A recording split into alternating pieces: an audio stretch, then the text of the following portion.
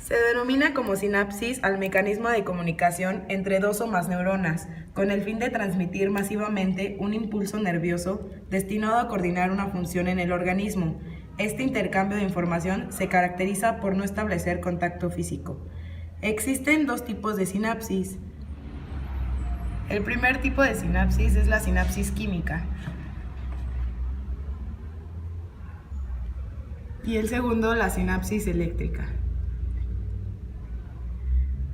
Las sinapsis ocurren en la corteza del cerebro, donde se encuentran las células nerviosas o también llamadas neuronas. La conexión funcional entre una neurona y una segunda célula se llama sinapsis.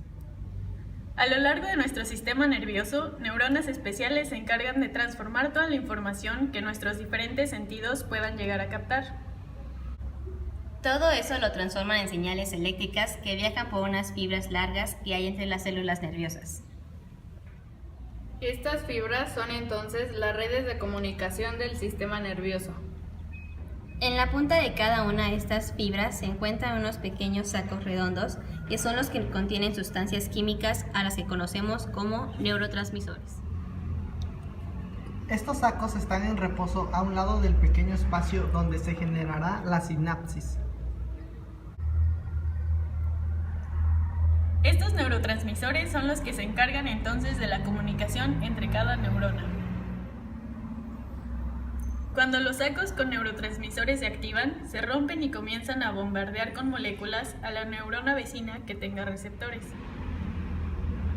De esta manera, las neuronas receptoras se abren para recibir las moléculas y procesar la información. Sinapsis química. La mayoría de las sinapsis son químicas. Se comunican mediante mensajeros químicos. En una sinapsis química, un potencial de acción provoca que la neurona presináptica, que en este caso sería esta, emita el mensaje, libere neurotransmisores. Estos se unen a receptores en la célula postsináptica. La célula postsináptica o neurona postsináptica es la que recibe la información, la receptora. Generalmente, la sinapsis se lleva a cabo entre terminales axónicos de la neurona emisora y el cuerpo celular o las dendritas de la neurona receptora. Dentro de la terminal axónica de una célula emisora hay muchas vesículas sinápticas. Estas vesículas sinápticas son esferas membranosas llenas de neurotransmisores. Serían estas cositas que están llenas de neurotransmisores. Existe un pequeño espacio entre la terminal axónica de la neurona presináptica y la membrana de la neurona postsináptica. Este pequeño espacio que está aquí es conocido como el espacio sináptico, lugar donde se liberan los neurotransmisores. Los neurotransmisores se difunden por el espacio sináptico y se unen a las proteínas receptoras de la neurona postsináptica. La diferencia entre la sinapsis química y la eléctrica es que en la eléctrica hay una conexión directa entre la neurona presináptica y la neurona postsináptica. La conexión se llama unión de hendidura, que permite la corriente de iones. Los neurotransmisores son sustancias químicas creadas por el cuerpo y transmiten información de una neurona a otra por medio de la sinapsis. Cuando esto ocurre, la sustancia química se libera y actúa. Existen distintos neurotransmisores, cada uno de ellos con distintas funciones. Estas sustancias son fundamentales para entender cómo trabaja la mente. Neurotransmisor serotonina. La serotonina, como aquí está su fórmula dibujada, es considerada por algunos investigadores como la sustancia química responsable de mantener en equilibrio nuestro estado de ánimo. El cerebro tiene que producir su propia dosis dentro de él. Cuando sube el nivel de serotonina, la persona generalmente se pone feliz, y cuando baja el nivel de serotonina tiende a la depresión. Se considera que la serotonina puede afectar nuestro estado de ánimo. Influye un papel muy importante en este. Incluso algunas drogas pueden alterar, como por ejemplo el éxtasis o el LSD, produce un aumento masivo en los niveles de serotonina. Otra de las funciones de la serotonina también actúa en la coagulación. Cuando ocurre una herida, toma un papel muy importante en la formación de los coágulos sanguíneos. Las plaquetas liberan serotonina en presencia de una herida. Como consecuencia se produce una vasoconstricción, que es el estrechamiento de pequeñas arterias. reduciendo el flujo de sangre y contribuyendo a la formación de coágulos.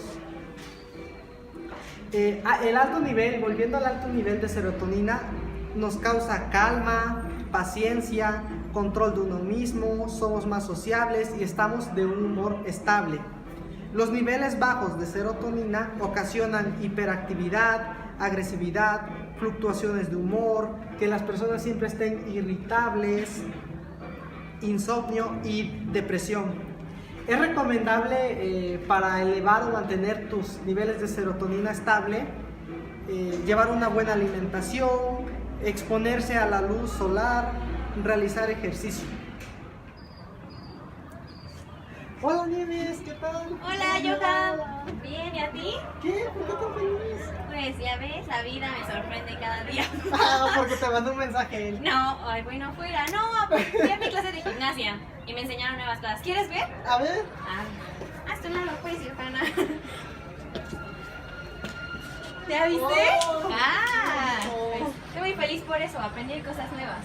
¿Y eso te relajó? Sí, demasiado.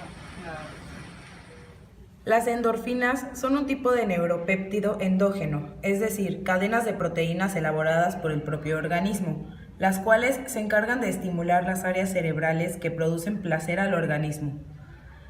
La síntesis de endorfinas se da principalmente en la hipófisis o glándula pineal, estructura cerebral que mediante la secreción de hormonas regula el equilibrio del organismo. Las altas concentraciones de endorfinas en el cerebro producen una sensación de euforia, aumentan el placer y suprimen el dolor, tanto emocional como físicamente. Los síntomas que indican un nivel bajo de endorfinas. Si priváramos por completo a una persona de endorfinas, no sentiría placer por nada, ni por la comida, ni el sexo, ni las actividades placenteras, el alcohol o las drogas, ni siquiera ver a la gente que te ama. Las personas con pocas endorfinas son especialmente sensibles, se ven muy afectadas por los reveses de la vida, las decepciones o los traumas, y no pueden superarlos fácilmente, sino que se ven atrapadas por ellos durante mucho tiempo. La dopamina es uno de los muchos neurotransmisores que utilizan las neuronas para comunicarse entre ellas. Esta es frecuentemente mencionada como la causante de las sensaciones placenteras y la sensación de relajación.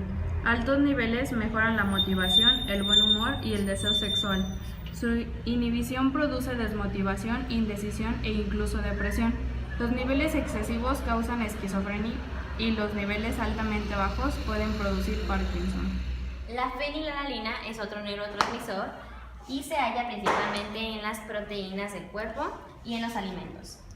Es muy valioso para el funcionamiento del sistema nervioso central, ya que ayuda a las personas que están deprimidas, ansiosas y que sufren alguna enfermedad como el Parkinson. Este puede tener cosas positivas y cosas negativas. Por ejemplo, mejora el aprendizaje,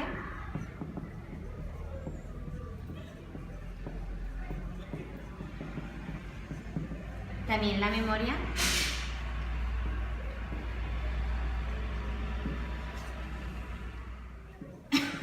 la formación del colágeno.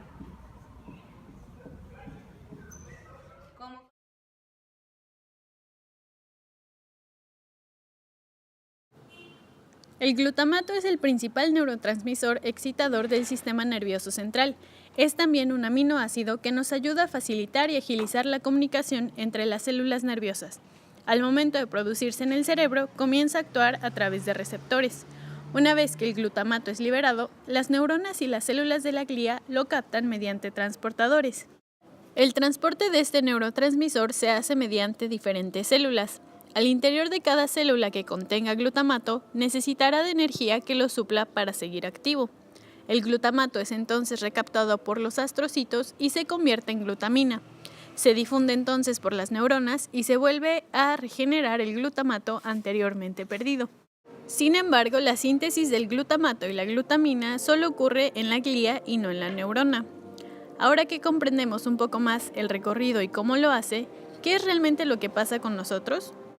Resulta que al momento que esta sustancia es liberada, podemos prestar más atención a lo que hagamos y también trabajar a nuestra máxima capacidad. Nos ayuda de igual manera a concentrarnos, aprender más y codificar cosas en nuestra memoria.